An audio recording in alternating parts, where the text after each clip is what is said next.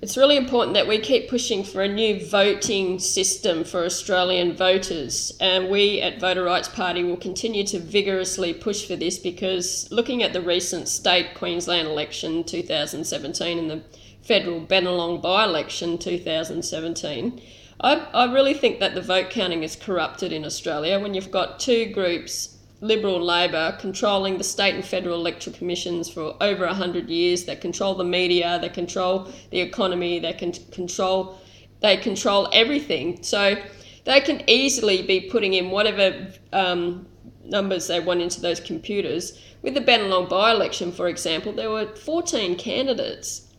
and still Liberal and Labor are at the top getting the majority of the votes. With a paper voting system, we've got no assurance whatsoever that when the voter hands over the paper ballot to a government worker, that they're actually putting in the vote according to the numbers on the ballot. They can be putting whatever numbers they want in those computers. So we at Voter Rights Party will continue to vigorously push for a new voting system still at public polling places with laptops set up in polling booths, and the voter goes in themselves and they put their own vote in by hand into the laptop or the computer, and they get a printed receipt of their own vote. So it removes the paper ballot